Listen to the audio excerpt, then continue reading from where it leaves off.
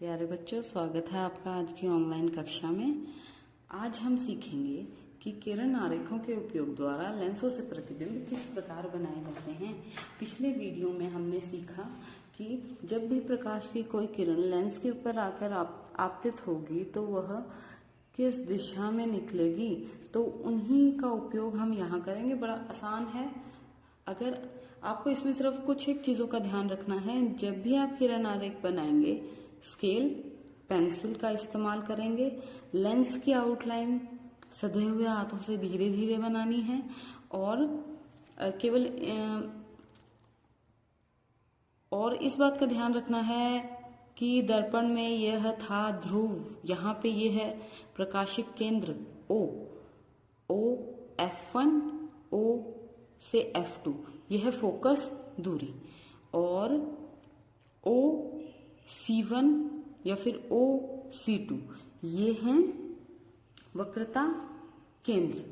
अब हमने पिछले वीडियो में पढ़ लिया था कि जब भी हम लेंस की बात करेंगे तो एक लेंस में सदैव दो फोकस दूरी होंगी और दो ही उसमें वक्रता केंद्र होंगे, क्योंकि एक लेंस दो कांच के गोलों से मिलकर बना होता है और प्रत्येक कांच के गोले के लिए एक त्रिज्या होगी।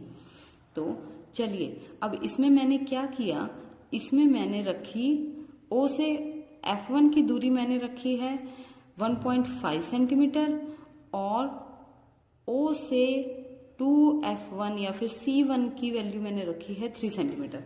वही R बराबर 2F हमने उसी का इस्तेमाल किया है यहाँ पर भी। और अब आप अगर देखेंगे, इसे F1 लिखा है और यह दूरी दुगनी है तो इसको 2F1 लिखा है। अब ऐसा ही इधर है, इसको F2 लिखा है और इसको 2F2 लिखा है, क्योंकि यह दूरी दुगनी है। तो चलिए, अब हम सबसे पहले देखते हैं कि जब एक बिंब अनंत पर रखा हुआ होगा तब उस स्थिति में प्रतिबिंब कहाँ और कैसा बनेगा। और यह हम देख चुके हैं, जब एक कागज को जलाने वाला क्रियाकलाप आप सभी ने किया हुआ है। अगर आवर्धक लेंस की सहायता से किसी कागज को जलाया जाए तो हमें उस पर एक तीक्ष्ण बिंदु नजर आता है और वह सूर्य का प्रतिबिंब। तो यह उसी का किरण आरेख है कि जब अनंत पर एक बिंब रखा गया है AB, यह सीधा है, और प्रकाश की किरणें जब वह मुख्य अक्ष के समानांतर आएंगी तो वो लेंस से दूसरी तरफ जो फोकस है उससे होकर गुजरेंगी। तो वही हुआ, जितनी भी समानांतर किरणें आई हैं सभी फोकस से होकर गुजरी और फोकस के ऊपर एक तीक्ष्ण बिंदु हमें मिलेगा और वह होगा बहुत ही छोटा प्रतिबिंब, जो वास्तविक होगा क्योंकि प्रकाश की किरणों के मिलने से बन रहा है और बहुत ही छोटा होगा। अब आइए, जैसे हमने दर्पण के केस में किया था कि हम बिंब को धीरे धीरे पास ले आए थे, तो वैसे ही हमें अब यहाँ करना है। आइए अब हम दूसरे केस में देखते हैं। पहले अनंत पर था बिंब, अब बिंब आ गया 2F1 के पीछे, 2F1 या फिर C1 के बिल्कुल पीछे हमने रखा है। और एक चीज का और ध्यान रखेंगे सभी बच्चे, यहाँ पे मैंने बिंब की ऊंचाई 1 सेंटीमीटर रखी है ताकि प्रतिबिंब सारे, और चाहे वो आभासी बने चाहे वो वास्तविक बने, छोटे बने बड़े बने, हमारे पेज पर बड़ी आसानी से बन पाएंगे। तो 1 सेंटीमीटर मैंने ऊंचाई रख ली है इस बिंब की और इसमें आगे हम जितने भी किरण आरेख बनाएंगे सभी के अंदर हमें ऐसी ही दो प्रकाश की किरणें गुजारनी है। पहली मुख्य अक्ष के समानांतर जाएगी और फिर वह लेंस के दूसरी तरफ मुख्य फोकस से गुजर जाएगी और जो किरण प्रकाशिक केंद्र से निकलेगी वह सीधी निकल जाएगी। अब यहाँ पर देखें, सभी बच्चों को इस चीज का ध्यान रखना है, तीर के निशान सदा उसी दिशा में लगाने हैं जिस दिशा में प्रकाश गमन कर रहा है, उल्टे सीधे निशान नहीं लगाने हैं। तो अब हमने यहाँ पे देखा, जब C1 के पीछे था बिंब तो प्रतिबिंब बना F2 और 2F2 या फिर F2 और C2 के बीच में। ये मैंने 1 सेंटीमीटर ली थी इसकी ऊंचाई, बिंब की ऊंचाई। तो यहाँ पे जो प्रतिबिंब की ऊंचाई आई है वह इसके मुकाबले कम है।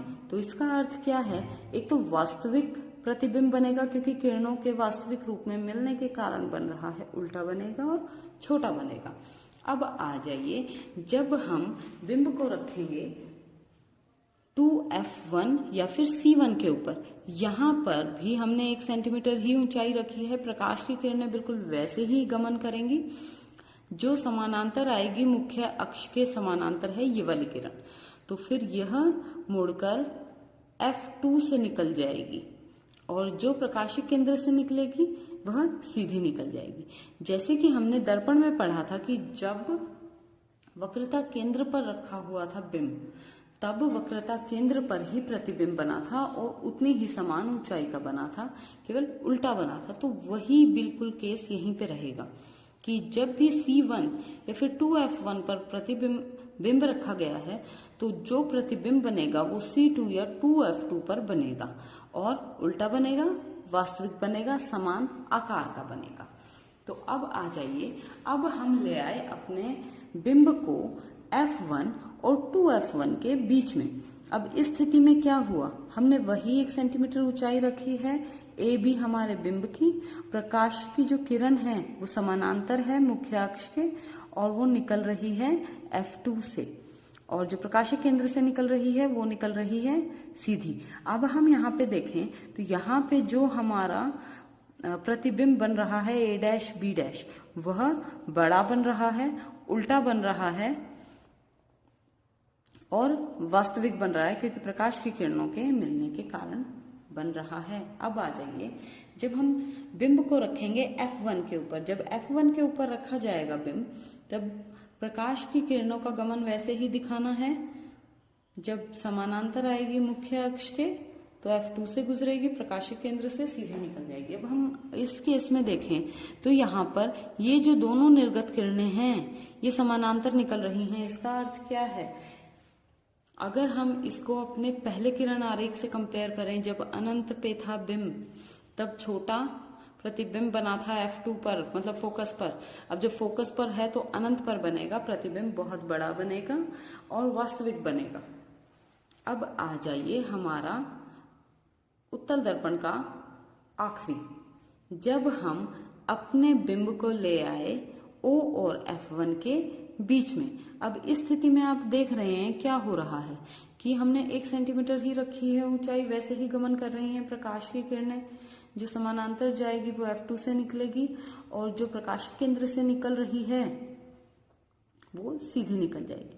अब अगर हम इन दोनों निर्गत किरणों को देखें तो ये दोनों निर्गत किरणें आगे मिलेंगी नहीं, तो हम क्या करेंगे, हम इन किरणों को पीछे मिला लेंगे। और एक चीज का ध्यान रखना है, यहाँ पे ये हमने सॉलिड लाइंस बनाई हुई हैं, लेकिन ये हमने डॉटेड बनाई हैं क्योंकि ये प्रतीत होगा, यह वास्तविक नहीं बनेगा इसमें प्रतिबिंब। तो दोनों की दोनों प्रकाश की निर्गत किरणों को हमने पीछे की तरफ मिला लिया और हमें यहाँ पे प्रतिबिंब प्राप्त हुआ a डैश b डैश, जो सीधा है, आभासी है। आभासी क्यों है, क्योंकि यह प्रकाश की किरणों के वास्तविक रूप से मिलने के कारण नहीं बन रहा है और जो आकार है वो प्रतिबिंब का बिंब से बड़ा होगा। और यहाँ पे एक चीज, जो बिंब है उससे आकार में बड़ा है प्रतिबिंब और जो प्रतिबिंब है वो बिंब के पीछे बन रहा है, बाकी सभी में आगे बन। अब हमें देखना है कि अवतल लेंस द्वारा प्रतिबिंब किस प्रकार के बनते हैं। इसमें हमें केवल 2 ही केस डिस्कस करने हैं। पहला केस होगा कि अवतल लेंस के सामने जो बिंब रखा हुआ है वह अनंत पर रखा हुआ होगा, उसका आकार बहुत बड़ा होगा। प्रकाश की किरणें जो समानांतर आएंगी मुख्य अक्ष के, वह हमें प्रतीत होंगी कि वह मुख्य अक्ष से निकल रही हैं। मतलब जब वह मुड़कर निकलेंगी तो हमें प्रकाश की जो मुड़ने वाली किरण है वो हमें बनानी किस तरह है, हमें फोकस से सीधी रेखा खींचनी है, लेंस तक डॉटेड, उसके आगे सॉलिड। जो सॉलिड लाइन है वो निर्गत किरण को दर्शाएगी और ऐसा ही यहाँ पे हम करेंगे कि निर्गत किरण होगी। निर्गत किरण को जब हम पीछे की तरफ एक्सटेंड कर लेंगे तो वह फोकस पर आकर मिलेगी। तो फोकस पर प्रतिबिंब बनेगा, बहुत ही छोटा बिंदु आकार का बनेगा, आभासी बनेगा, बहुत ही छोटा बनेगा। और जो दूसरा केस है उसमें हमने क्या किया, जो हमारा बिंब है ए बी वो F1 और 2F1 के बीच में हम ले आए। अब इस स्थिति में क्या हो रहा है, जो प्रकाश की किरण सीधी निकल रही थी, मतलब जो मुख्य अक्ष के समानांतर जा रही थी, जब वह मुड़कर जाएगी तो हमें इस चीज का ध्यान रखना है, हमें इस प्रकार निर्गत किरण बनानी है कि वह मुख्य फोकस से होकर गुजरती हुई हमें नजर आए, और ऐसे ही जो प्रकाशिक केंद्र से निकलेगी वह सीधे निकल जाएगी।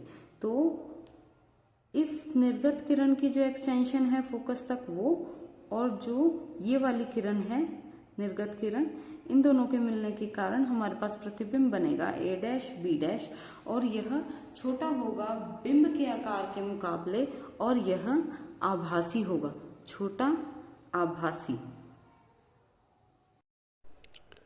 चलिए अब सीखते हैं गोलीय लेंसों के लिए चिन्ह परिपाटी को। अब हमने पहले ही दर्पण के लिए हमने चिन्ह परिपाटी कर ली है, तो उसी चिन्ह परिपाटी पर लेंस भी हैं, और सिर्फ एक ही फर्क होगा कि इस परिपाटी के अनुसार जब भी उत्तल लेंस लिया जाएगा तो उसकी फोकस दूरी जो F होगी वो हमेशा प्लस में होगी, +1, +2, +3, और जो अवतल लेंस होगा उसके लिए फोकस दूरी हमेशा माइनस होगी। मतलब अगर अवतल लेंस है तो F की वैल्यू माइनस में चलेगी, -1, -2, -3, और बिल्कुल उसी प्रकार सभी चिन्ह होंगे U, V, F, H, H', बिंब की दूरी, प्रतिबिंब की दूरी, फोकस दूरी, प्रतिबिंब की ऊंचाई, बिंब की ऊंचाई, सभी चिन्ह वही होंगे। लेकिन हमें बस थोड़ा सा ध्यान रखना होता है इसमें कि किसके आगे धनात्मक साइन रखना है, किसके आगे ऋणात्मक साइन रखना है। तो चलिए अब लेंस सूत्र और आवर्धन के बारे में पढ़ते हैं। जैसे कि हमने इससे पहले वाले वीडियो में दर्पण सूत्र के बारे में पढ़ा, तो दर्पण सूत्र में हमने क्या पढ़ा था, 1/V प्लस 1/U बराबर में 1/F। लेकिन अगर हम यहाँ देखते हैं तो यहाँ पे जो लेंस का सूत्र है वो क्या बता रहा है, 1/V माइनस 1/U बराबर 1/F। यहाँ पे माइनस का साइन है, दर्पण सूत्र में यहाँ पे प्लस का साइन था, इतना ही फर्क है। और जो U है वो है बिंब की दूरी, V है प्रतिबिंब की दूरी, और F है फोकस दूरी। फोकस दूरी हम अभी पहले ही ऊपर पढ़ चुके हैं, अगर उत्तल दर्पण हो, उत्तल लेंस होगा तब ये धनात्मक ली जाएगी, और अगर यह अवतल लेंस होगा तब F की वैल्यू माइनस में ली जाएगी। और अब हम पढ़ते हैं आवर्धन के बारे में। आवर्धन वही है कि बिंब के अनुपात में प्रतिबिंब की ऊंचाई कितनी है। अगर बिंब की कंपैरिजन में, बिंब की तुलना में अगर प्रतिबिंब बड़ा बनता है तो कहते हैं आवर्धित बनता है, और अगर उससे छोटा बनता है तो हम क्या कहते हैं कि यह छोटा बना है। और फॉर्मूला वही रहेगा, m बराबर प्रतिबिंब की ऊंचाई बटे में बिंब की ऊंचाई।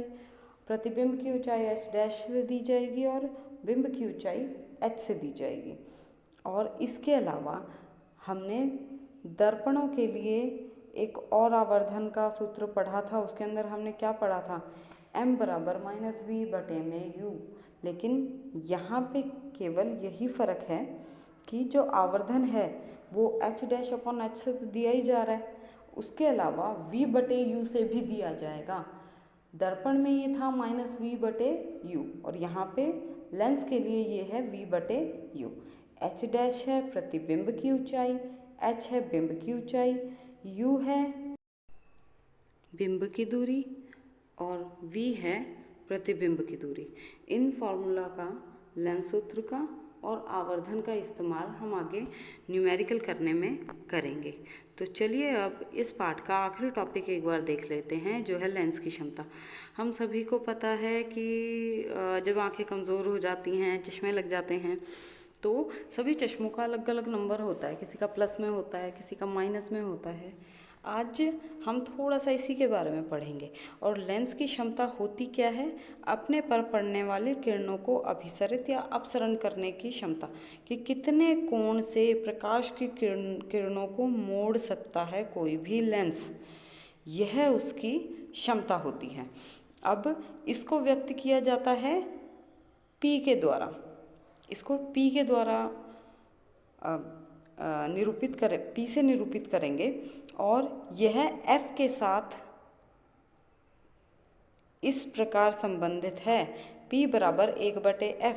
इसका अर्थ क्या है कि F की वैल्यू जितनी कम होगी, जितना F छोटा होगा उतनी P की वैल्यू ज़्यादा आएगी। इसका अर्थ क्या है? फोकस दूरी जितनी कम होगी किसी भी लेंस की, तो वह प्रकाश की किरण को उतना अधिक कोण से मोड़ने की क्षमता रखेगा।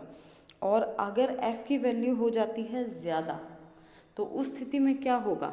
ज़्यादा फोकस दूरी होने के कारण प्रकाश की किरणों को कम कोण से मोड़ पाएगा वह लेंस। और लेंस की ये जो क्षमता है, इसका SI मात्रक होता है डायोप्टर। इसे D अक्षर द्वारा, अंग्रेजी के कैपिटल D अक्षर द्वारा निरूपित किया जाता है। और हम कब कहेंगे किसी भी लेंस की क्षमता एक डायोप्टर है? P की वैल्यू 1 कब आ सकती है? P की वैल्यू 1 केवल तभी आएगी जब F की वैल्यू 1 रहेगी, तो उस केस में P की वैल्यू 1 आएगी। तो और हमें इनको इनके SI मात्रक में ही रखना है। P का SI मात्रक होगा डायोप्टर और F का SI मात्रक होगा मीटर, क्योंकि ये दूरी ही है, फोकस दूरी, तो ये मीटर में होगा। तो एक डायोप्टर लेंस की क्षमता का मतलब क्या है? उस लेंस की फोकस दूरी 1 मीटर रहेगी। और एक चीज़, यदि किसी लेंस की क्षमता धनात्मक है, मतलब प्लस में है, जैसे हमने एक छोटा सा एग्जांपल लिख लिया कि अगर किसी के चश्मे का नंबर +2 है, तो उसका मतलब क्या है? प्लस लगने का मतलब ही यही है कि जो लेंस लगा हुआ है चश्मे में वह उत्तल लेंस होगा। और मान लीजिए किसी और का चश्मा है जिसमें -2.5 क्षमता का लेंस लगा हुआ है। इसका अर्थ क्या है? माइनस ही दिखा रहा है कि जो लेंस है वह अवतल लेंस होगा। उम्मीद करते हैं आपको यह इतना अच्छे से समझ में आ गया होगा।